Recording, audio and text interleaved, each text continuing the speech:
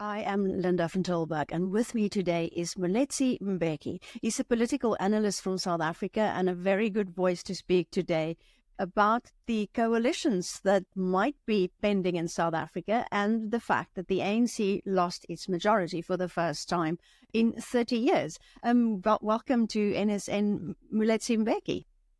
Thank you. It's good to see you.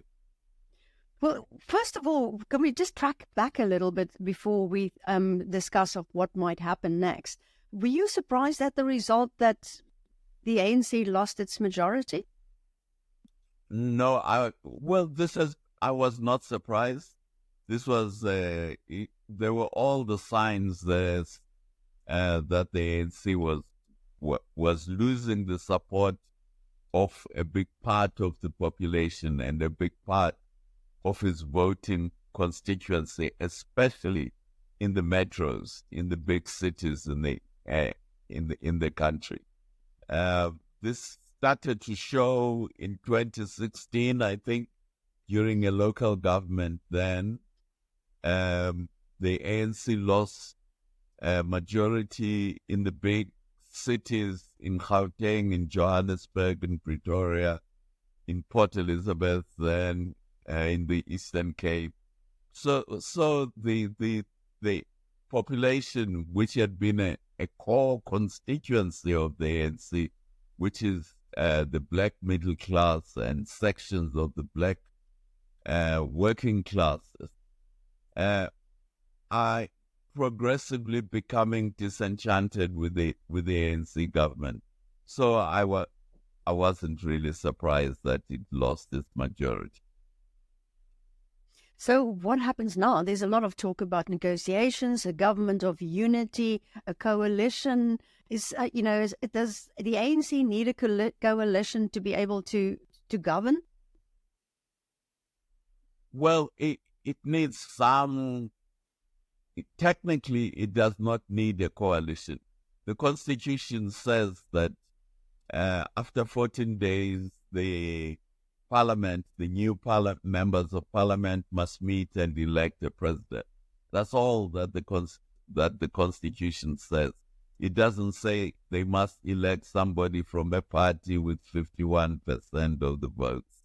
It just says they must meet, and a majority of those present. It doesn't even say all of them must be there. It just say those who are present must meet and elect a president. So technically, the ANC can, Cyril Ramaphosa can get re-elected by parliament without a coalition partner.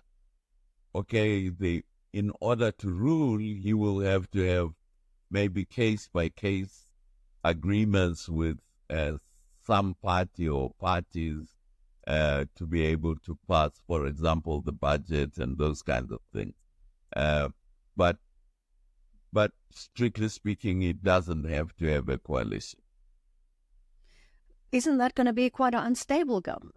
In other words, that you constantly have to get the approval of parties to push through legislation to get the president elected. Well, it doesn't necessarily have to be unstable. It just depends on how much effort the ANC president and his cabinet are willing to devote to listening to the concerns of other political parties and negotiating with them to get their support for each piece of legislation that they need support for. So they have to be a lot more consultative than they would otherwise be if they had a majority. But it can be done. It doesn't have to be unstable. So I think what international investors and the international community is watching for is the more populist parties like the EFF, who wants the nationalization of the mines, nationalization of banks, and the MK party that wants to scrap the constitution. So is there a fear, is the fear real that the ANC might be pulled in that direction instead of towards a market-friendly policies? No, I don't see the ANC changing its policies. Remember, the ANC's, what EFF is saying, these are old ANC policies which were adopted in the 1950s. So there's no need for business to panic. The Freedom Charter is one of the founding documents of the ANC, and it's still an ANC document. It calls for the nationalization of the banks and monopoly industries. So for the last 30 years, they've lived with the ANC government, which had a document which said all those things. So why is there necessity for them to start panicking now? EFF, as the recent election showed, is not a growing party. It is actually declining. It lost some of its voters, and it's number 4 now. It used to be number 3 in the hierarchy of parties. It hasn't got the influence that many people think it has. So, what should the international community see in this result? I mean, should they worry about South Africa? Is the political risk of investing in South Africa higher? No, if I were a foreign investor, I would be happier with this result because it shows that South African democracy is actually evolving and growing, so that the days of single-party dominance are behind us. We are now having a real democracy emerging in South Africa. And the investors should be happy with the fact that the ANC lost its majority instead of panicking. It's a sign that democracy is doing well in South Africa. The ANC has accepted its loss of majority and it's talking to other political parties how to form a new government. So the investors should be happy with what the election results are in South Africa instead of worrying. And how do you see the position of President Cyril Ramaphosa? Will he be able to continue? Yeah, certainly Ramaphosa. The ANC has confirmed, the ANC Secretary General confirmed that it supports Cyril Ramaphosa. It doesn't just support him in good times, and he's not just a president for the ANC for the good times. He's a president for the ANC also during the bad times or the difficult times. So I don't see any threat to him continuing as president. And with his new cabinet, do you think, do you have any idea of what that might look like? Well, if we end up with what is called a minority government, which is that the ANC forms the government, well, then it doesn't have to change the cabinet, the present cabinet that it has, other than the normal changes that it would make anyway. If, on the other hand, it comes up with a coalition partner, then obviously it would have to accommodate that coalition partner into the cabinet. But in the here and now, the ANC is the biggest party in South Africa by a very long margin. The nearest party is 20% behind the ANC in terms of votes. So I don't see why there is any need to panic by anyone about South Africa, about the political stability of South Africa. There are lots of things to worry about, like our railways, or like our electricity supply, like all those things, but not the political stability. You talked about that this is a sign that the democracy in South Africa is maturing. Were you expecting more from all these opposition leaders? Because there were so many of them, but the smaller ones didn't do really well. They've got 1 or 2 seats. And the DA, the Democratic Alliance, the growth in that party was also really small.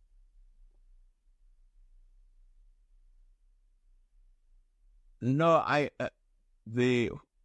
South Africa has got effectively 3 real main political parties, and then we have a multiplicity of other smaller parties.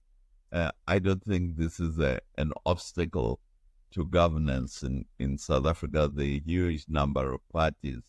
that stand for election. Many of them are not real parties. They're civil society organizations whose leaders have big egos. They think that they should be political parties or should be presidents, but they're not real political parties in the classic sense of a Western democracy. They are civil society institutions. Do you expect that South Africa's foreign policy would change now?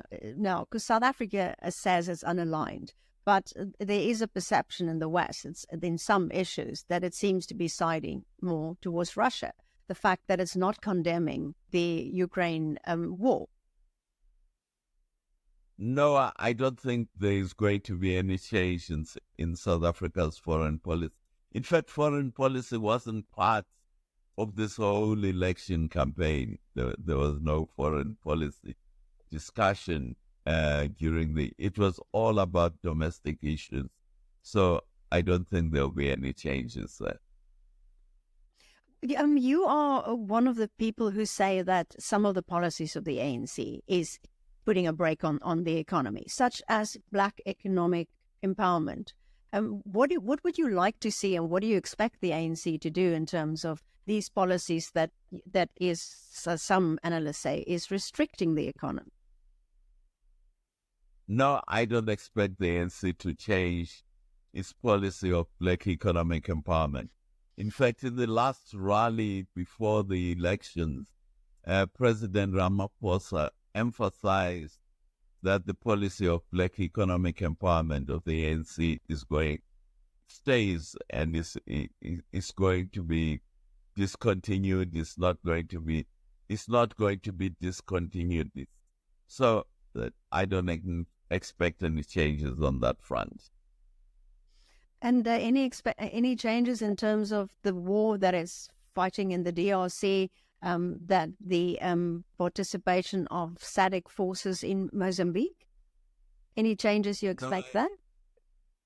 Well, the forces in Mozambique are being withdrawn, but this is a decision by the Southern African Development Community to stop that particular operation. In terms of the armed forces in the Democratic Republic of Congo, I noticed they are taking some casualties, but I don't know what the thinking of the ANC is on that front. Our army is not in space anyway, so I'm not sure it's a good idea to be sending it out of the country to go and fight wars in the region. It's not properly equipped. The soldiers are too old, and so on and so forth. Its equipment is too old. So I don't think they should be doing it, but anyway, they're doing it. Well, there was a strong appeal from former leaders of the ANC, which was pushed into the election to campaign for the ANC, that the ANC needs to fix itself. Do you think it is capable of doing that? No, I really don't think. The ANC has been saying that it's going to renew itself, or that it is renewing itself. It's not very clear to me what this renewal adds up to. No, I think, remember, the ANC is an old institution. It's more than 100-year-old institution. It's not very easy for institutions that old to renew themselves. It's very difficult. It can be done, of course. I mean, we saw the Labour Party under Tony Blair renewing itself. We saw the Chinese Communist Party under Deng Xiaoping renewing itself. The Communist Party of the Soviet Union tried, but it then collapsed, the Soviet Union, in the process. So there are risks to this renewal process, and that's in part why the ANC says it wants to renew itself, but it actually is doing very little about it. So how do you see the future of the ANC? Do you think the ANC is going to survive? Because they're starting to lose support in very crucial areas like the cities. Well, unless the ANC really rethinks its role, the society in South Africa is changing, and it's changing very fast, and the ANC is not keeping up with the changes in the society. And that is really the problem for the ANC. And of course, if a big party like the ANC fails to keep up with the changes in the society, eventually it disappears. And that's a huge risk that the ANC is sitting with. So how should we see the performance of the MK party? Because some people say it looks like tribalism. No, I don't think it's tribalism. You know, there's lots of dissatisfaction in the South African population with the performance of the ANC government during the last, getting more and more dissatisfied. Many sections of society getting dissatisfied during the last 15 or so years of ANC rule. And these manifest themselves in 1,001 ways. And so it's not tribalism. Positive. And I think the fact that the ANC lost its majority and has accepted the loss, it's a good thing. It shows that we're going to a more democratic country. So I don't see why people are panicking. Moeletsi Mbeki, political analyst from South Africa, thank you so much for speaking to us. Thank you for having me.